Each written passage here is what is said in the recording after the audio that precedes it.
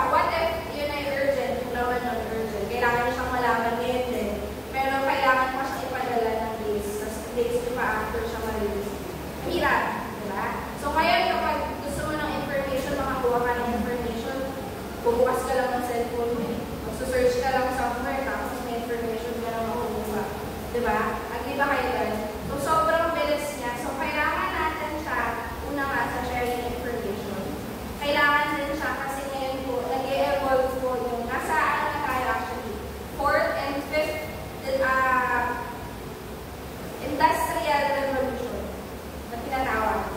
So ano ba yun? Yung evolving na technology.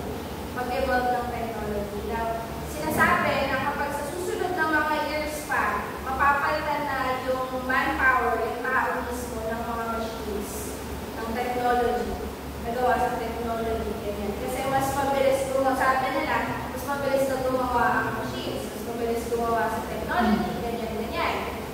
So, ganun yung, nandun na tayo sa industrial na yan. So, kung hindi kayo marunong pa sa digital, or hindi kayo marunong type pa sa computer, or hindi kayo maalam kasi sa computer, mapag-iiwanan kayo. Yun yung term. Yun yung term sabi nila. Kaya mahalaga na dapat marunong or may alam ka, may alam kayo sa digital. Okay yan? Okay. So, objective natin ngayon para sa module na ito ay i-utilize ang mga kailangan, mga essential na digital platforms or tools para sa inyong personal at saka professional success ninyo. So, pwede nyo siyang magamit pang personal ninyo kung sakaling mahilig kayo gumawa ng ganyan, tapos digital yung medium niya, tapos or kung kailangan sa work nyo, papag-work na kayo, or before kayo mag-work, magkakailangan, ito yung mga pag-usapan natin yung mga ano bang mga apps or platforms or tools ang pwede nyo gamitin para sa iba't ibang purpose. Okay? Pangalawa is mag-practice tayo ng online safety and understand natin yung digital rights and responsibilities. Hindi pwedeng maalam lang tayo sa digital. Kailangan maalam din tayo maging, or alam din natin maging responsable sa paggamit ng mga digital tools. Kasi lahat ng yun, pag ginamit natin yun, meron siyang consequences. May cons and pros din yan siya. Kung yung kalaman ninyo, yung kuha sa kalang digital literate kayo, or maalam lang naman sa digital, ay pros yun. Pero kung sakali naman na hindi kayo responsable sa paggamit yun, yun na yung cons, kasi may consequences ng katapat yun. Okay, pangatlo is, ano ba yung pag-aaralan natin or i-identify natin, ano ba yung mga benefits, ano ba yung mga risks ng paggamit nitong iba't ibang tools and platforms. Tandaan niyo yung tatlong yan, ang objectives na yan ha. Kasi at the end of our topic, at the end of our module, kailangan masasagot natin itong tanong. Kailangan matitingnan natin kung na-achieve ba natin itong objectives na ito. Anyways, papunta tayo sa ating first topic para dito sa module nito. Bakit daw ang digital literacy ay mahalaga nga sa atin? Which nasagot naman na natin sa kanina, pero pag i-further explain natin siya. Yun nga. So, mahalaga ang paggamit or pagiging digital literate ngayon kasi halos sa lahat ng bagay na araw-araw natin ginagawa, gamit natin siya. Simula pa, sige, aminin niyo sa akin. Pag-gising niyo sa umaga, anong unang hawak niyo? Anong unang ginagawa niyo? Cellphone, di ba? So, hindi pa kami utama-tama tayo dito, hindi pa kayo nakapagilap, hindi pa nakapagulog. Cellphone na ganun ang hawak. So, digital na yun. Pangalawa, pagpasok niyo sa school or pagpasok niyo sa trabaho, sino katapat niyo at sa kanin? Cellphone, laptop, saka computer. Diba? Kung sa kanin naman, tawag nito, kung sa school naman, dito din sa TV, dito sa laptop, kaharap niyo pa rin siya. So, gagamitin pa din siya. Sa everyday life niyo, kung sakali, tawag nito, magbabayad kayo ng bills niyo. Mapunta pa ba kayo sa mga sa SM or sa kung saan man pwedeng magbayad? Bayad center? Hindi na, di ba? Gcash na siya or kaya Naya or ano pa ba? Saan pa ba pwede? Mga online banking, doon na siya. Kasi efficiency, mas mabilis. Mas madaling gamitin. Hindi less hassle. So, kaya siya nagmamatter kasi nga, araw-araw natin siyang ginagamit. Kung hindi man oras-oras, basta araw-araw. Okay, pangalawa is the diverse o yung malawak na mundo ng digital platform. So, pag-usapan natin kung para saan ginagamit itong mga iba't ibang gamit nitong mga digital platforms. So, una, ito yung tatlong gamit niya. So, pwede siyang gamitin for learning and education. Pwede rin for creativity and expression. Pangatlo is professional networking. So, unahin natin si learning and education. Sa learning and education, meron tayong iba't ibang pwede gamitin na tools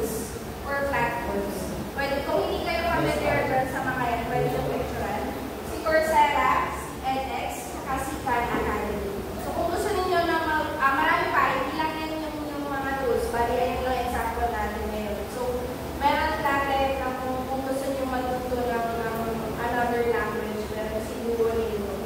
Naabutan nyo ba? Si Duolingo. So, ayun yung ginagamit nila para matuto sila naman kung yung ibang tao ng other language. Si Coursera, ito ay isang website or app na pwede nyo gamitin kung gusto nyo matuto pa ng ibang bagay. Pwede rin siyang gamitin ng kung gusto nyo matuto ng ibang language, coding skills. Hindi ko mahilig sa computer. Marunong sa coding. Pinag-aralan niyo sa school or pinag-aralan ka mag-isa? Sa school. Pero yung mga gamit yun, digital tools, etc. So, ayan. Ito yung ibang example lang na pwede nyo i-visit kung gusto nyo matuto ng mga iba't-ibang bagay. Excuse me. So, pangalawa, creativity and ayan, balik tayo doon. Ayan. So, dito sa learning and education, ang swerte natin sa generation natin. Kasali ako sa generation. Okay lang. Kasali pa ako. Bali sa generation natin at sa mga naunang generation sa atin, ang swerte natin kasi kapag may gusto tayong matutunan, sa tayo pupunta? Internet, di ba? Internet ang sagot sa lahat. Dati yung mga iba na fanatic sila, mga naunang generation, pag may gusto silang matutunan sa library. Ay yung mga library dati, ang hirap din puntahan. Bukod sa tawag ito, kailangan mong sulat lahat ng details mo para mahiram yung mga libro nila or minsan hindi rin pinapahiram. Minsan, yung lugar mismo, hirap puntahan. Tapos, kung sakali mo nang pupuntahan mo, syempre may mga iba't ibang tawag ito, may weather conditions, pwede iba't iba yung mangyari na parang hindi ka pwede makalas kasi naulan, masyadong init, ganyan, or malayo, or wala kang pamasahe, pwede gano'n. So sa ngayon, ang convenient niya na, kapag gusto natin matuto na kahit anong bagay, ang pupuntahan lang natin ay internet na. So, ang dali. So, pangalawang world ng digital platform or tawag ito, gamit ng digital is yung for creativity and expression. So, para dito sa mga creative person and gustong mag-express ng sarili nila through digital, ito yung pwede nilang mga gamitin. So, una kanina sa Canva, gamit na gamit natin yan. Lalo ito, dahil itong mismong presentation na to ay gawa yung mismo sa Canva. Gawa namin yan sa Canva. So, pangalawa, ito sino nga ba ito? Not sure kung saan yan, pero ito ay, pamilya kayo ito? Photoshop? Photoshop, diba? So, kung sakali man na kayo ay isang creative person, mahilig kayo mag-design ng kung ano-ano, ng digital design, and all, ito ang inyong puntahan. Bukod dito, may kulang pa ba? May iba pa kayong site na pupuntahan para mag-ano? Wala? Ito lang. Kasi ito si Canva, libre to yan. PixArt. Okay, PixArt. Kapag yung sa expression yung mga photos, kapag kayo isang tao na mahilig sa photos o mahilig mag-post, meron din tayong mga digital platforms and tools na pwede din. Okay? Pangatlo, is yung professional networking. So, syempre, hindi lang gamit sa pag-aaral yan, hindi lang gamit sa expressing yourself. Pwede rin siya gamitin sa professional work din. So, tulad nito, si LinkedIn, si Slack, saka si LinkedIn. Familiar sa inyo sa topic?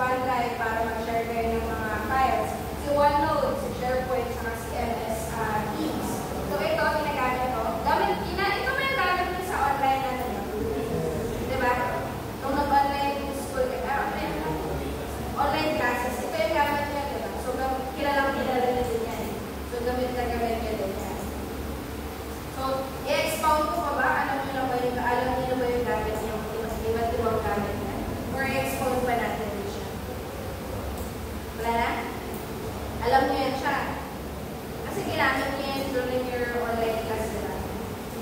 May marunong kayo gumawa ng PowerPoint? Tingnan natin yung marunong ako. Kasi meron tayong pa-assign. Okay?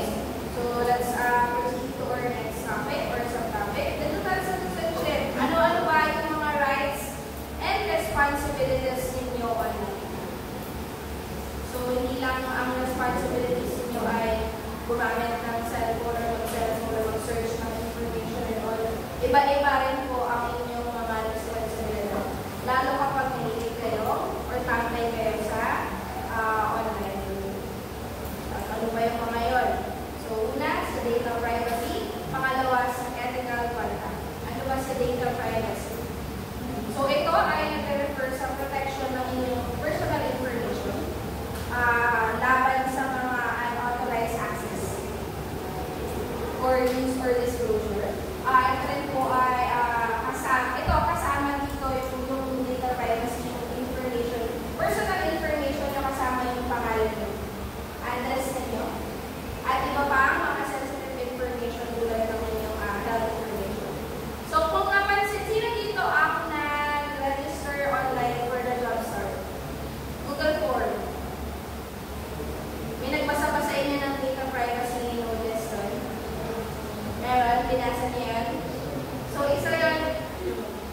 Sa ngayon, since yung Data Privacy Act, inaano siya, pinapalaganap din siya, or ina-exercise din siya sa lahat, either sa government or sa private na institutions or companies. Kailangan lagi ng data privacy notice. So, lahat ng Google form or pati attendance, kung mapapansin ninyo, meron siyang privacy notice. So, nakalagay dito sa privacy notice na ini-ensure namin kayo yung pinagkukuhanan ng information na itong information na ito ay gagamitin namin solely para sa Jobs for Filipinos program. So, kumbaga, walang sharing ng personal information ninyo sa ibang tao, sa ibang institution, or sa outside na source. Kumbaga, ito ay assurance ninyo na hindi masashare yung personal information ninyo sa ibang tao, So make sure kapag mag-fill out kayo or sasagot kayo ng online form, dapat hanapin nyo lagi si data privacy notice.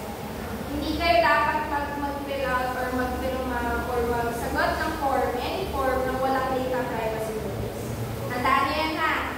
Kasi pwede yung information na binigay ninyo doon ay pwede nilang ibigay kung kanino. Diba? So, ngayon nga parang medyo SIM card registration. Diba kapag nakikita natin kung anong pangalan. So, parang isa siya sa paraan para maiwasan yung mga ganito, yung mga scam. Kasi dito papasok sa scamming. Kasi pwede yung information mo, especially contact number mo, binigay kanina sa ganitong tao. Yung tao, pinagbigyan na yung scammer siya. So, ginamit niya para sa personal na interest niya. Ginamit niya sa panloloko. So, gano'n. So, ito yung ginagawa niya. So, remember yun ha, hindi kayo mag-fill out na kahit ano ng walang data privacy notice. Okay yun? May question kayo doon? Wala kayong question doon. Okay, so sige. Tawag nito. Kayo ba kapag nagawa kayo ng account kung saan, nag-search kayo ng data privacy settings. Try nyo na i-check si privacy settings para sure kayo or assure kayo na hindi basta-basta ma-share information. Okay? Kasi iwasan natin kasi yung mga madami na sa online scam, madami sa online hacking na nagnanakaw ng information ng ibang tao para kanila. So, para maiwasan natin, i-mindful sa mga data privacy sa settings, sa privacy settings. Check nyo yan. So, next po. Ethical conduct. Ano pong ethical conduct na to? So, syempre, kapag sa everyday tawag ito, hindi ka naman makikipag-usap sa isang tao na wala kang respeto. Face-to-face. So, i-exercise mo yung respect mo, yung boundaries mo sa kanya. Tawag ito, hindi ka, tawag ito, kung face-to-face scenario ha, hindi ka basta-basta maaaway, masasabi ng masasakit na salita sa ibang tao. Ng face-to-face. So, dapat ganun din online. Kailangan din, isa din itong form ng pagiging responsible. Na hindi basta-basta, sabi na lang yung think before you click.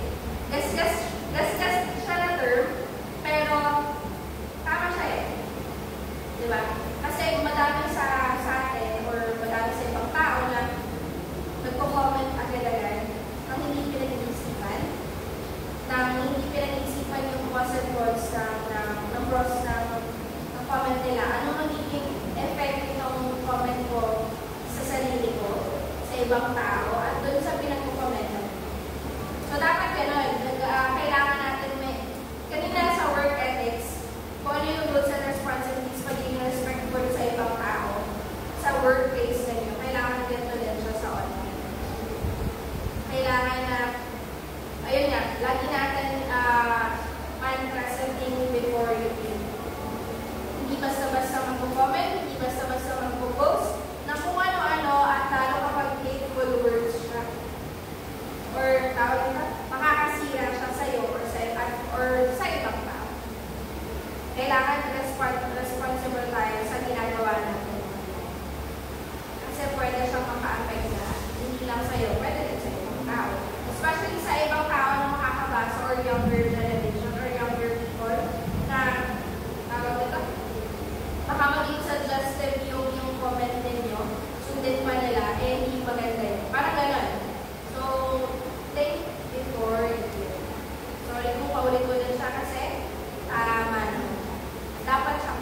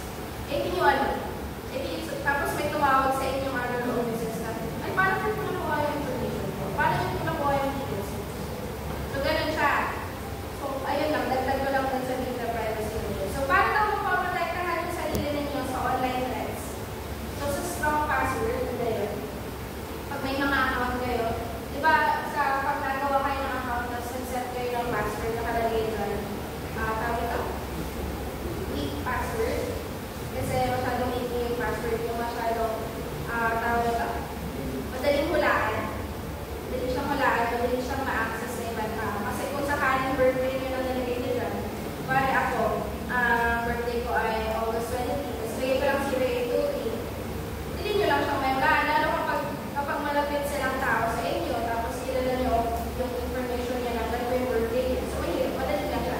So, dapat yung password ninyo ay pahabaan. Ano pang sakto ng password? Pahabaan kayo ng password, tapos lahat ng characters ilagay nyo doon para strong talaga yun. Walang titibag sa password. Walang makakawala sa password ninyo. Kaso lang, problema ko, tulad ng nangyari sa akin kahapon, gumawa ako ng Gmail account. Yan. Tapos nag-set ako ng password. Sinend ko sa GC namin yung password tsaka yung email address. Pagka nilalagin ko na sa phone ko, mali pa rin yung password na naalala ko. So dapat, kahit gano'n ka-strong yung password ninyo, dapat tandaan nyo siya. O kung sakali man na sulat nyo sa notebook nyo. Yung asin yung lagayan nyo talaga ng mga password ng inyong account. Ganun. Kasi hindi bali wala yung strong password ninyo kung kalimutan nyo naman. So hindi nyo rin makaka-access yung account, di ba? So dito pangalawa, phishing scam. So yun nga, talamak na po ang mga scams ngayon. Sino nakakatanggap ng mga link sa phone nila? Para nanalo ka ng ganito ganyan. Ang dami ko na, sino mga nagsiscatter dito? Sino yung nag-scatter dito? May mga tatanggap kayo doon. Nanalo ka sa ganito ganyan. Sa Gcash ka lang. May mga natatanggap kayo kahit hindi sa scatter yun. Yung random wallet. Congratulations! Ganyan-ganyan nanalo ka ng 500,000. Ha? Lola mo? Tapos pinindot ko yung link. Hindi naman. Okay. Ha? Nag-message lang. Mga gano'n na yun, no? Mga pag-click nyo yung link na yun, diretso kayo na makakagad yung Kaya minsan hindi siya halata. Sa Facebook, di ba? Bukod doon, yun naman ay wala namang parang epekto lang. Wala naman na epekto. Pero kasi meron mga link na gano'n, na phishing scams, na pag click mo yung link, maglalag siya for 4 seconds. Tapos, diretso ka na sa kung saan mo na parang normal day lang. Pinundot mo, tapos hindi nag-okay, tapos balik ka na ulit sa browsing mo sa phone mo. Yun pala, nahack na nila yung phone mo. Hindi naman sila yung mga ganun hacker. So, lagi lang, kaya pati yung mga kaibigan ko parang na-trauma or ano na sila, X na sila sa any link. Kahit yung mga link for registration or evaluation forms, na din sila na hesitant sila sa ganun kasi nga, ang daming phishing scams. Meron diretso sa Gcash tapos kukunin nila yung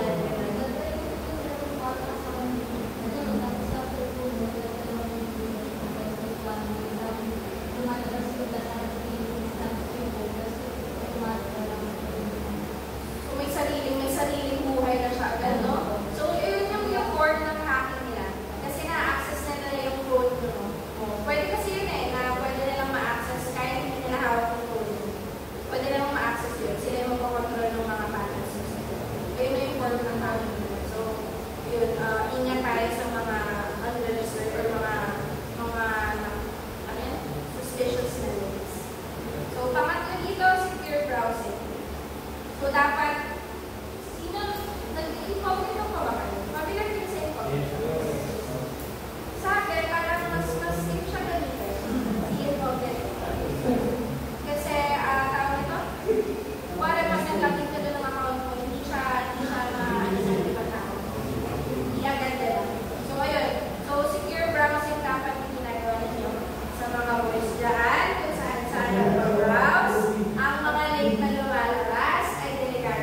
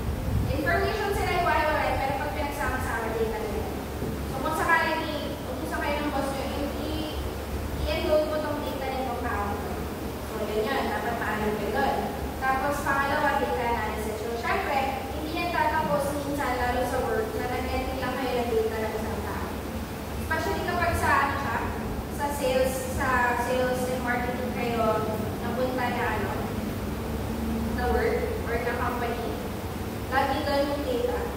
Data analysis. Kailangan pag-aaralan ninyo yung data.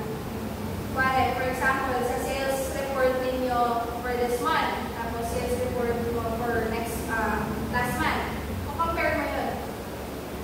Itong June, itong April, mababa yung sales mo.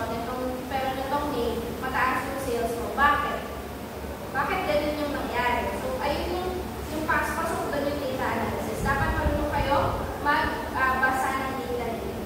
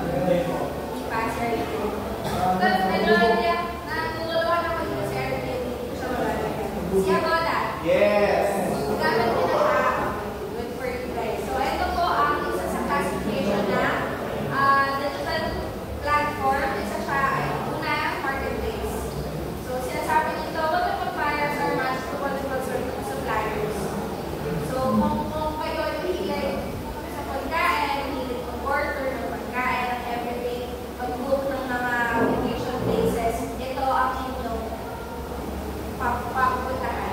Bukod, ito lang